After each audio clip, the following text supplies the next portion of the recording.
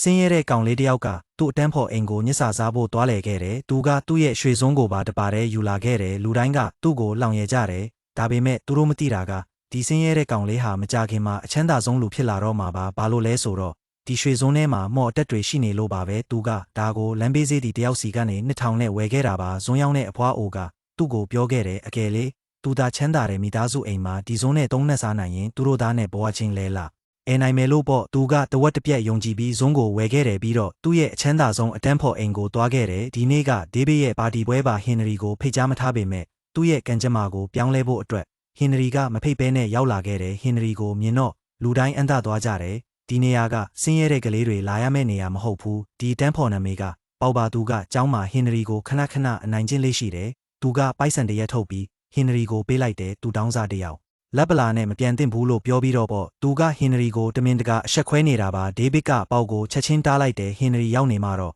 မပြန်ခင်စားသွားပါစေလို့သူကပြောတယ်အိမ်တော်ထင်းကအရသာရှိတဲ့အစားအစာတွေကိုချက်ချင်းပြင်ဆင်ပေးတယ်လူတိုင်းကရွှေစစ်စွန်းတွေရကြတယ်ဟင်နရီကိုဇွန်ပေးခါနီးမှာပဲပေါက်ကအစီခံကိုတားလိုက်တယ်စင်းရဲသားတွေကရွှေစွန်းသုံးဖို့မထိုက်တန်ဘူးလို့ပြောပြီးတော့ပေါ့ဟင်နရီကိုတစ်ခါသုံးစွန်းပဲပေးဖို့အစီခံကိုသူခိုင်းလိုက်တယ်ဟင်နရီကစိတ်မဆိုးပါဘူးဘာလို့လဲဆိုတော့ဒါကသူ့ရဲ့ရွှေစုံးကိုသုံးဖို့အခွင့်အရေးရသွားလို့ပါဒေးဗစ်ကပြုံးလိုက်ပြီးလူတိုင်းကိုစားဖို့ပြောလိုက်တယ်ဟင်နရီကသူ့ရဲ့ရွှေစုံးနဲ့အားရပါးရစားနေတဲ့ရုတ်တရက်စုံးကစပြီးလင်းလာတာကိုသူသတိထားမိသွားတယ်တစ်ချိန်တည်းမှာပဲအဖွားအိုကသူ့ရဲ့ဖန်လုံးထဲကနေဟင်နရီရွှေစုံးသုံးနေတာကိုမြင်နေရတယ်ပြပွဲကစတော့မယ်လို့သူကသူ့ဘာသာရေရွတ်နေတယ်ဒေးဗစ်အိမ်မှာနောက်တစ်ခါထပ်စားနိုင်ဖို့ဟင်နရီကသူ့ကိုတမင်တကာချင်းကပ်ခဲ့တယ်သူ့ရဲ့ပိုင်ဆိုင်မှုစီမံခန့်ခွဲမှုအစီရင်ခံစာတွေကိုကိုရေးပေးရင်ပေါ့အဲ့ဒီနောက်မှာဒေးဗစ်ကအစီရင်ခံစာကိုသူ့အဖေကိုပြလိုက်တယ်သူ့အဖေကဖတ်ပြီးတော့အယမ်းကျေနပ်သွားပြီးသူသားအများကြီးတိုးတက်လာတယ်လို့ပြောတယ်အဲ့ဒီနောက်မှာပဲဟင်နရီကအစီရင်ခံစာကိုဒေးဗစ်အိမ်ကိုယူလာခဲ့တယ်ပြီးတော့သူပိုက်စာနေတယ်လို့